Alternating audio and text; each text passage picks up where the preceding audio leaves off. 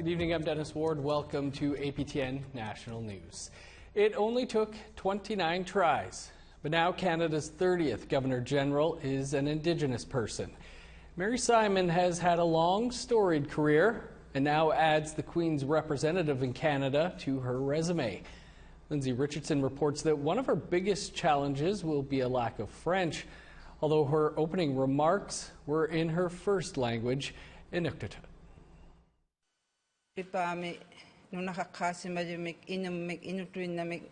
Mary Simon hails from Kuujjuaq in the northern Quebec region known as Nunavik. Born to an Inuk mother and a fur trader father, Simon was introduced Tuesday as Canada's newest Governor General. Her appointment to the role is historic. Let me begin by conveying in the strongest possible terms that I am honored, humbled, and ready to be Canada's first Indigenous Governor General.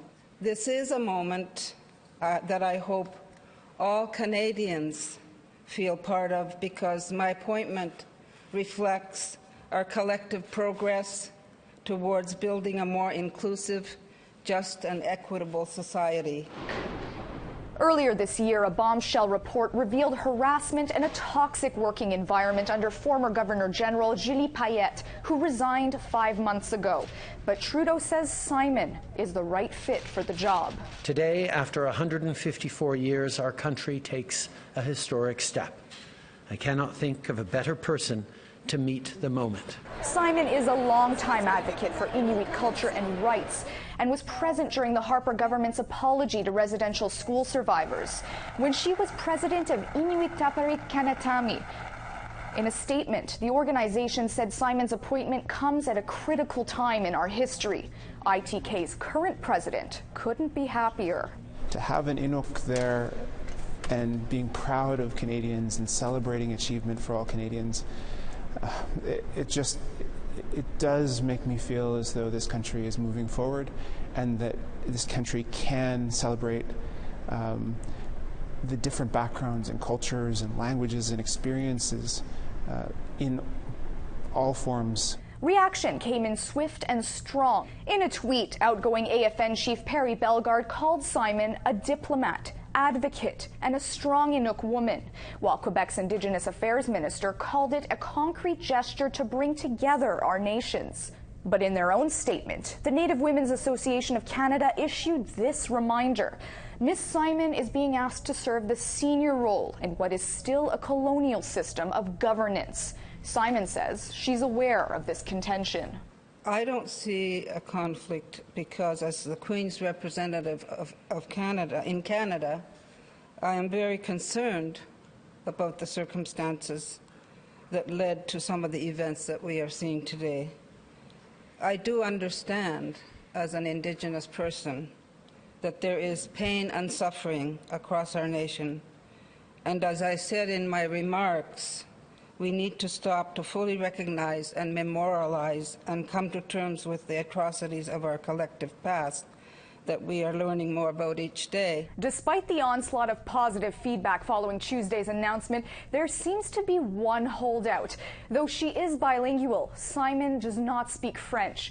She explained the federally run Indian day school she attended in the 1950s did not teach French as an official language, and assured both reporters and the Canadian public the language barrier will be temporary. I have made a commitment to learn French, and I'm ready to start any day after my installation to work at Rideau Hall in the 2 official languages. Simon is considered the Governor General designate until she's officially sworn into the role. This will likely take place when Parliament resumes sitting in the fall. And while the date of the swearing-in ceremony has yet to be announced, both Trudeau and Simon insisted the journey towards reconciliation will not be delayed. Lindsay Richardson, APTN National News, Montreal. And right after unveiling Mary Simon as Canada's first Indigenous Governor General, Trudeau flew across the country to Saskatchewan, where he visited the Cowessess First Nation. Trudeau attended a ceremony to transfer control of childcare to the community, committing $38.7 million for the Cowessess Child and Family Services System. However, Trudeau acknowledged that today's announcement was done with the tragic discoveries of 751 unmarked graves last month still fresh in people's minds. That child and family services that take kids from their communities and remove them from their cultures, from their languages, from their land, is not the path forward that we need to walk as a country. And that kids need to be kept by and protected by, supported by, and taught by their communities. And a BC chief wants the Pope to come to Canada and accept responsibility for the Catholic Church's role in residential schools. Claytley Tene Chief Darlene Logan called for the apology at a press conference in Prince George. Chief Logan made the comment after learning Canadian Indigenous leaders are planning to meet the Pope at the Vatican in December. They seek an apology for the ill treatment of Indigenous children. She said if the Catholic Church is serious about reconciliation, the journey starts in Canada. He can come visit the crime scenes of the unmarked grave sites at residential schools in BC and Saskatchewan. He can meet the families of the children who were killed, traumatized, while in care of the Catholic Church. He can apologize directly to the families. To Alberta now, and a scary moment for a family outside of Rocky Mountain House. Sonny Strawberry was driving his mother Suzanne to her home in Sunchild, Cowessess First Nation on Sunday when she grabbed her chest and went into convulsions. Strawberry flagged down an ambulance and recorded that interaction and posted it to Facebook. Here's what happened. My mom's having a heart attack. Can you go help her? No, we're not in service. You're not in service. Sakes. Sakes.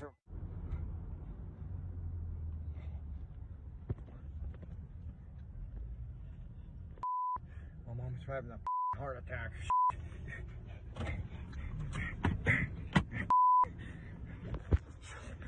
I'm having a heart attack. Damn it. Strawberry then drove 60 kilometers to the nearest hospital and met up with another ambulance who took her into care. His mother was kept overnight and released Monday. Lakeside EMS has apologized to the family and had this to say in part. The paramedic in the first encounter was returning an ambulance following repairs. The ambulance was not equipped with all of its medical equipment or medications and was due to be restocked. When the paramedic referenced the ambulance as out of service, that is what was being referred to. Well, it was a busy day one at the Assembly of First Nations annual general meeting today. Details coming up after the break.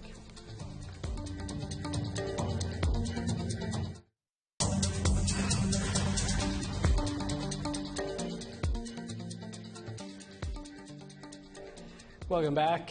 The APTN National Assembly kicked off today and is being held virtually. Our Kent Driscoll has been following along from our Iqaluit studio. Kent, what was day one of the Assembly looking like?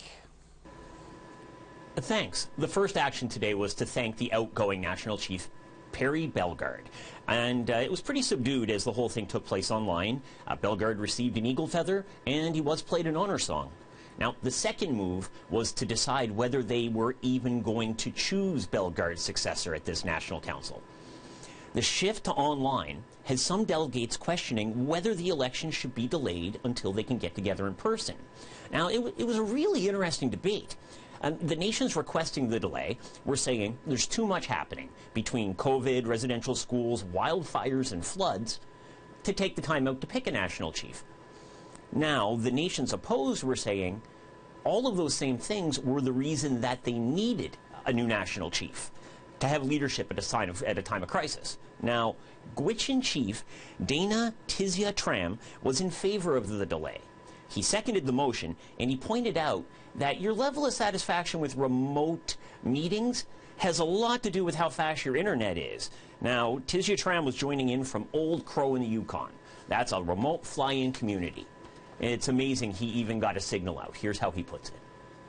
I come to you today while wildfire smoke hangs in the air of my community thick, while we have our first case of COVID in our community, 80 miles north of the Arctic Circle, 60 miles east of the Alaska border, in a rural community where there is no road access, in a community where I cannot be on a phone call longer than 20 minutes without it dropping, with unstable and continuously worsening internet connection.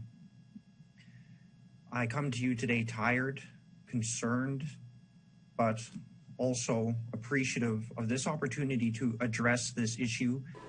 Eventually, it was defeated. 36% of the voting delegates were in favor, the rest opposed or abstained. Only 164 votes were recorded, and that's pretty low for AFN. Now, emergency motions were up next, focused on the AFN response to the ongoing discoveries of unmarked graves, and how should the church and government be held responsible. Lots of consensus that they should be held responsible. The debate was about the how.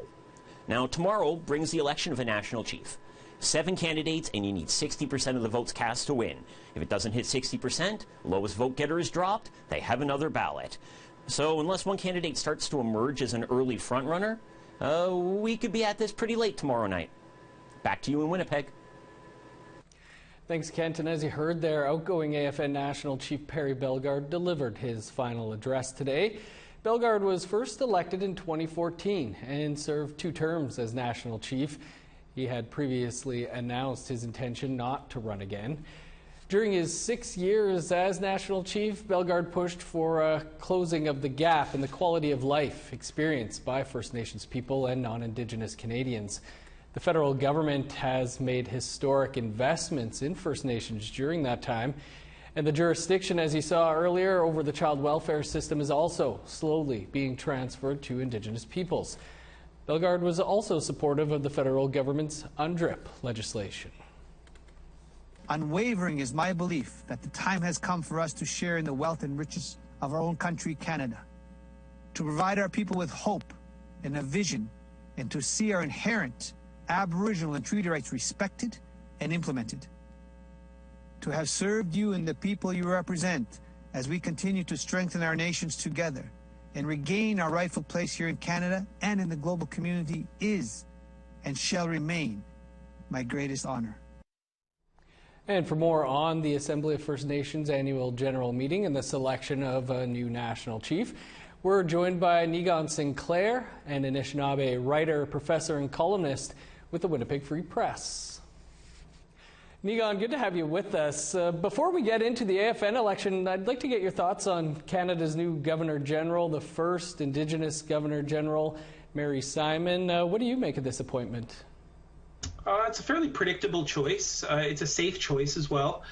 Mary Simon, of course, best known for being president of the Inuit Tuparit Kinniktami, and but was involved with the Chrétien government, even the Mulroney government, involved with the Constitution. Very much a person who's advocated for Inuit rights for a long time, but has also been on the government side of advocating for Indigenous inclusion in the Constitution. So a fairly predictable, safe choice, but also something that's been remarkable in lots of different ways. She began her speech today in Inuktitut, not English or French, and she in fact doesn't even speak French. So we've got some changes happening administratively at the highest level, and it's a complicated position because she may be forced to adjudicate on issues of Indigenous rights for constitutional challenges. So that won't be an easy position for an Indigenous person, but she's probably up for the task. Moving to the AFN, and they've moved beyond the vote on delaying the vote for a new national chief. A new national chief will be selected by chiefs on Wednesday or maybe late into Thursday. But what are your thoughts on the candidates who have put their names forward?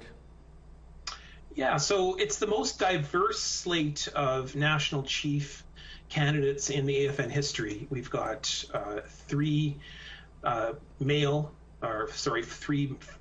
female, 4 male candidates, and we've got 5 provinces represented, 7 First Nations. the most diverse slate of candidates, but some of the most unknown. So what we see is a lot of regional leadership and not a lot of national vision. That's where the AFN has been going over recent years, being more of a regionally based organization. And we see that in particular the ways in which chiefs vote as a bloc in areas like BC, which contains 1/3 of all the votes for the national chief. The fact is that, the two leaders, front runners, are probably Alvin Fiddler, the Grand Chief of Anishinaabe Nation, and Roseanne Archibald, the former regional chief of the Ontario for the Assembly of First Nations. So we see a lot of leadership there. It's really who's been able to take issues and be able to get some kind of play elsewhere, because everyone was waiting to hear if Jody Wilson-Raybould was going to run, and she didn't. But I think that support for a female national chief has moved over to Roseanne. I think there was some rumor maybe that's why the BC Chiefs were trying to delay the election for Jody Wilson-Raybould. Of course, there are other resolutions aside from the one trying to delay the vote. What else are you watching for at this AFN Annual General Assembly? Well, of course, as usual with all things AFN, it's whether the national chief sort of spouts speeches, has a tone that is friendly to the federal government or is more distant from the federal government. And as we saw with Perry Bellegarde, the outgoing national chief, the fact is that this AFN, this particular under his leadership, is probably the closest it's ever been to a federal government, harking back to the days of Phil Fontaine. So what that's led to is the record number of budgets, programming that the AFN has been able to deliver. But it's also led to a lot of number of compromises on issues like, for example, murder, missing Indigenous women and girls, those calls for justice. The government has not moved on those. The AFN hasn't been particularly proactive in calling those out. And in the specter of the internal investigation that the AFN is currently undergoing involving the treatment of women, the sexual harassment of women, it is not a good look. It's not particularly indicative of an organization that's willing to change, particularly in its treatment of women. So perhaps a female national chief, Roseanne Archibald, may signal a change of that organization. But that organization is so slow in moving and at times is very distant to the interests of everyday First Nations people. And without a deep structural change, which may or may not happen with these set of national chief candidates, the AFN will continue to be status quo. All of that said, how big of a task does the next national chief have? And what do you see as some of the issues that need to be addressed in short order? Well, the number one issue is this investigation involving sexual harassment in the organization. Undoubtedly, that's going to come out with recommendations, whether those changes are implemented. The fact is that whoever is the national chief will have to be a more proactive voice on the issue of sexual harassment and gender within the AFN than Perry Bellegarde was. The second issue is having to do with the implementation of the United Nations Declaration on the Rights of Indigenous Peoples. The government's going to be aggressive, is going to move forward.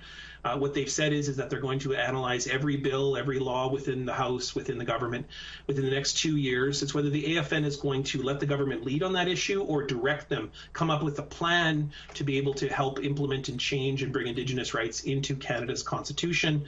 All the complicatedness of what that involves is necessary. It must be really Indigenous-led, because if it's federal government-led, we know how that's going to turn out. Indigenous rights are going to be watered down. They're going to be controlled, and that may happen regardless. But the AFN has an opportunity to lead in that regard. And the third, as always, pretty much broken record here. The AFN constantly is in the situation of being dependent on the federal government. Will a national chief finally break from the grip of being dependent on funding, on programs of the federal government to be able to create a independent organization that's probably going to be more regionally focused? But one wonders if a national chief will move an organization to eliminating his or her own position to be able to make more regional representation, regional leadership being a louder voice than a single voice for all chiefs, which frankly is kind of really silly when you think about it. There's 634 First Nation members. It's impossible to have any one voice to be able to encompass all of that. Mm-hmm. Nigan, we'll have to leave it there, but always appreciate your time. Yeah, miigwech, thanks so much. A big signing today between the Manitoba Métis Federation and the Government of Canada. That story and more still to come.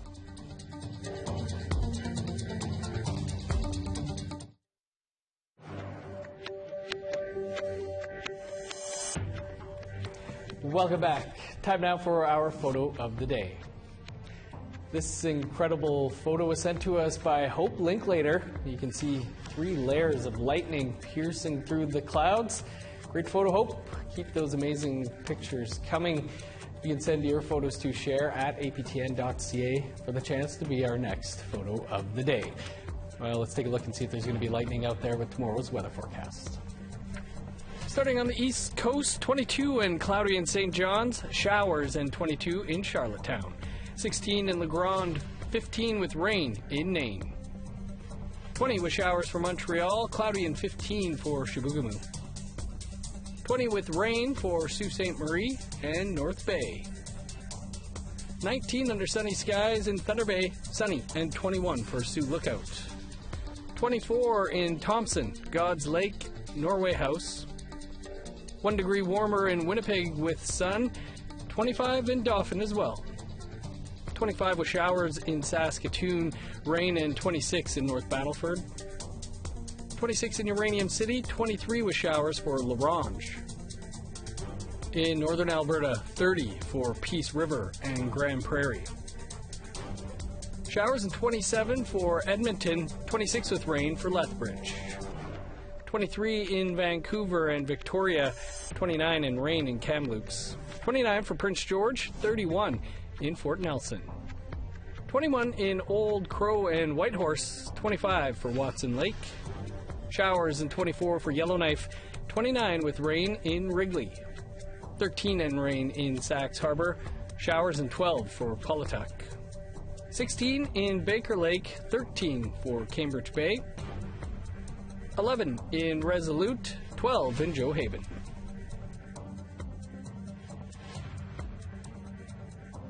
The Manitoba Métis Federation and the federal government came together for a historic signing.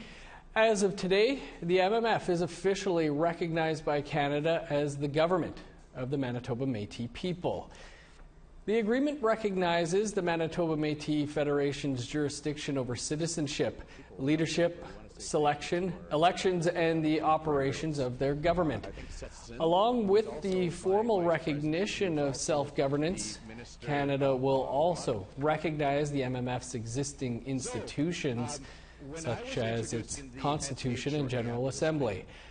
President David Chartrand said this signing is a historic moment for the Métis people of Manitoba. We will not be no longer treated like a corporation. We will no longer be treated like an organization.